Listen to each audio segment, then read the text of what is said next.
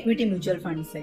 Equity mutual funds के कई सारे अलग अलग टाइप्स हैं। जैसे कि मार्केट कैपिटलाइजेशन के अनुसार इक्विटी म्यूचुअल फंड्स के जनरली 3 टाइप्स होते हैं, small cap funds, mid cap funds और लार्ज कैप फंड्स।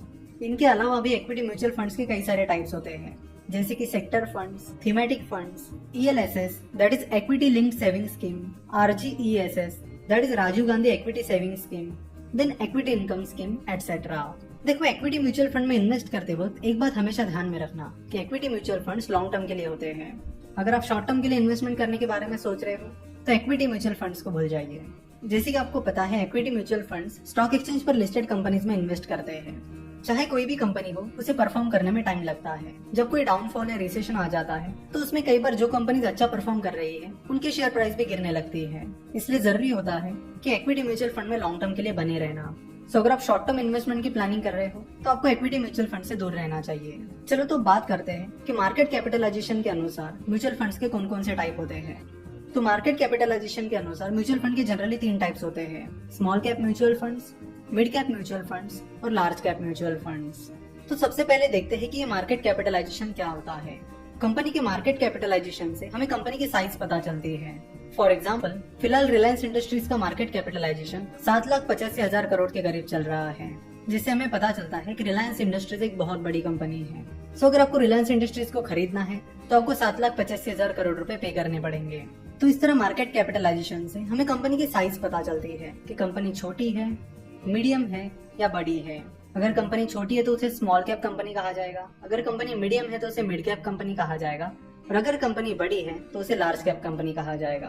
तो जनरली जिन कंपनीज का मार्केट कैपिटलाइजेशन 15-20 हजार करोड़ से कम होता है उन्हें स्मॉल कैप कंपनीज कहा जाता है, और जिन कंपनीज का मार्केट कैपिटलाइजेशन 15-20 हजार करोड़ से 1 या 1.25 लाख करोड़ के बीच में होता है उन्हें मिड कैप कंपनीज कहा जाता है, और वही जिन कंपनीज का मार्केट कैपिटलाइजेशन 1 या 1.25 लाख करोड़ से ऊपर होता है उन्हें लार्ज कैप कंपनीज कहा जाता है। कंपनी जितनी छोटी उतना फेल होने का खतरा ज्यादा होता है। छोटी कंपनी के पास फाइनेंशियल स्टेबिलिटी कम होती है, तो जब कोई रिसेशन आ जाता है या उस कंपनी से रिलेटेड कोई बड़ा हादसा हो जाता है तो ऐसे समय कई सारी छोटी कंपनीज नहीं टिक पाती। इसलिए स्मॉल कैप कंपनीज में इन्वेस्ट करना रिस्की माना जाता है। वहीं छोटी कंपनीज में ग्रोथ पोटेंशियल भी काफी ज्यादा होता है, इससे ज्यादा रिटर्न मिलने की अपॉर्चुनिटीज भी उनमें काफी ज्यादा होती है। वही जो लार्ज कैप कंपनीज होती है उनके पास अच्छा खासा फाइनेंशियल बैकअप होता है, तो जब भी कोई खराब टाइम आता है तो अच्छा फाइनेंशियल बैकअप होने की वजह से ये कंपनी स्टेबल रहती है और उनके फेल होने के चांसेस बहुत ही कम होते हैं। इसलिए जिन इन्वेस्टर्स को कम रिस्क लेनी होती है वो लार्ज कैप फंड्स में इन्वेस्ट करते हैं। लार्ज कैप कंपनीज पहले ही बहुत बड़ी कंपनीज बन चुकी होती है, जैसे कि हम देखते हैं रिलायंस इंडस्ट्रीज, टीसीएस, ये सारी बहुत बड़ी कंपनीज है, ये लार्ज कैप कंपनीज है। और ये कंपनीज पहले ही बहुत बड़ी बन चुकी है। इनमें जो ग्रोथ अपॉर्चुनिटीज होती है वो स्मॉल कैप कंपनीज के कंपैरेटिवली कम होती है। तो large cap company stable returns के लिए जानी जाती है, यानी उनमें रिस्क कम होता है, वही ग्रोथ अपॉर्चुनिटीज भी लिमिटेड होती है, इसलिए आपको स्टेबल रिटर्न्स वो दे सकते हैं। ऑन द अदर हैंड, जो स्मॉल कैप कंपनीज होती है उनमें ग्रोथ अपॉर्चुनिटीज तो काफी ज्यादा होती है, साथ में रिस्क भी काफी ज्यादा होती है। तो जो इन्वेस्टर रिस्क लेना चाहते हैं वो स्मॉल कैप फंड्स में इन्वेस्ट करते हैं। वही जो मिड कैप फंड्स है वो स्मॉल कैप और लार्ज कैप के बीच में आते हैं। अब बात करते हैं इक्विटी म्यूचुअल फंड के अगले टाइप की। इक्विटी म्यूचुअल फंड का अगला टाइप है सेक्टर फंड्स। सेक्टर फंड्स किसी स्पेसिफिक इंडस्ट्री या सेक्टर की कंपनीज में इन्वेस्ट करते हैं। फॉर एग्जांपल, अगर कोई बैंकिंग फंड है तो वो बस बैंकिंग स्टॉक्स में इन्वेस्ट करेगा। अगर कोई टेलीकॉम फंड है तो वो बस टेलीकम्युनिकेशन कंपनीज में इन्वेस्ट करेगा, जैसे कि भारती एयरटेल में, आइडिया वोडाफोन में एटसेट्रा। तो सेक्टर फंड किसी स्पेसिफिक सेक्टर या इंडस्ट्री में ही इन्वेस्ट करते हैं। सो अगर वो सेक्टर अच्छा परफॉर्म करता है तो उस फंड को अच्छे रिटर्न मिलेंगे, और अगर वो सेक्टर खराब परफॉर्म करता है तो खराब रिटर्न मिलेंगे।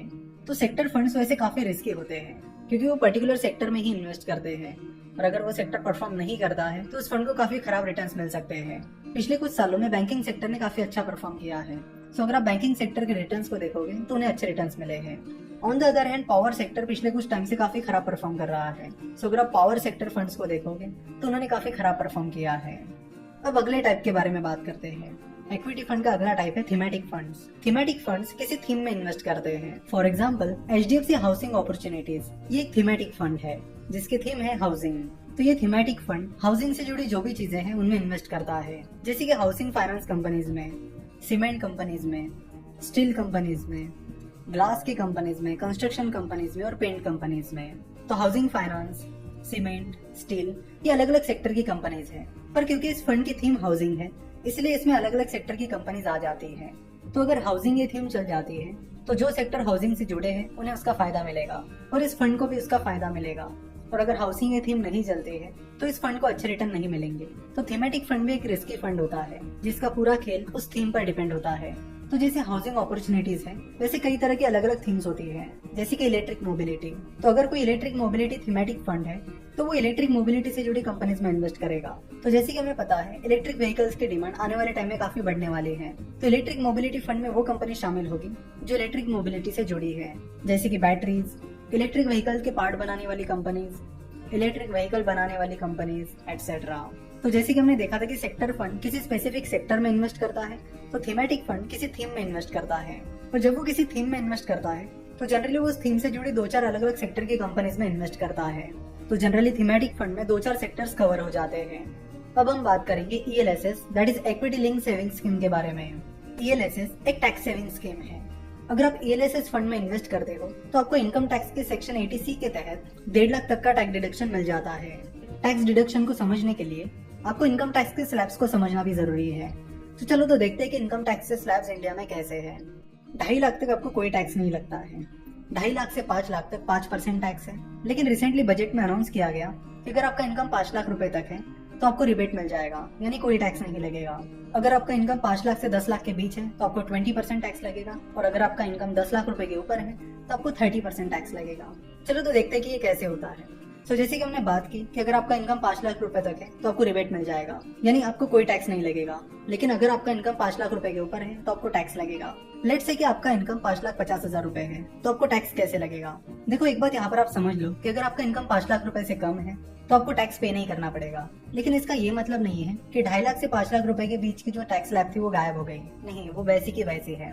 तो वो किसे अप्लाई होगी? वो उन लोगों के लिए अप्लाई होगी जिनका इनकम 5 लाख रुपए से ज्यादा है। तो यहाँ पर हमने एज्यूम किया है कि आपका इनकम 5,50,000 रुपए है, तो आपको टैक्स कैसे लगेगा। तो आपको 2.5 लाख से 5 लाख, ये जो 2.5 लाख की अमाउंट है उस पर 5% टैक्स देना पड़ेगा, जो कि होता है 12,500। 5 लाख के ऊपर आपके 50,000 की अमाउंट आती है तो उस 50,000 रुपए पर आपको 20% टैक्स पे करना पड़ेगा। तो 50,000 का 20% होता है 10,000।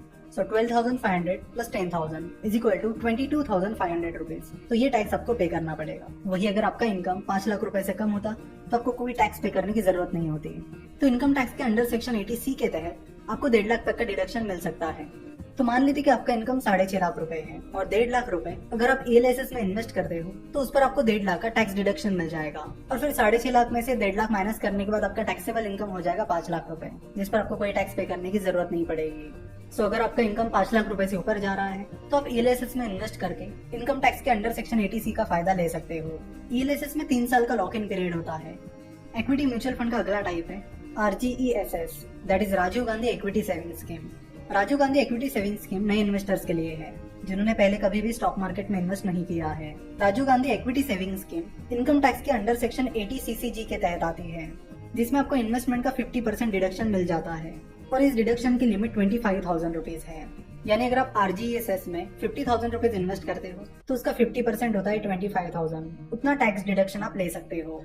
RGESS में 1 साल का लॉक इन पीरियड होता है और आपकी इनकम 12 लाख रुपए से कम होनी चाहिए। साथ ही आपने पहले कभी स्टॉक मार्केट में इन्वेस्ट नहीं किया होना चाहिए।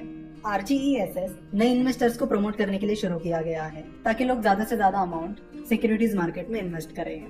इक्विटी म्यूचुअल फंड का अगला टाइप है इक्विटी इनकम फंड, जिसे डिविडेंड यील्ड स्कीम्स भी कहा जाता है। इक्विटी इनकम फंड्स ऐसी कंपनीज में इन्वेस्ट करते हैं जहां से उनको रेगुलर डिविडेंड मिल सकता है। तो इक्विटी इनकम फंड का मेन इनकम सोर्स होता है डिविडेंड इनकम। अगर आपको डिविडेंड क्या होता है ये पता नहीं है तो आपको बता दूं कि डिविडेंड का मतलब होता है कि कंपनी को जो प्रॉफिट होता है उसमें से जो पैसा कंपनी अपने शेयर होल्डर्स के साथ शेयर करती है उसे डिविडेंड कहते हैं।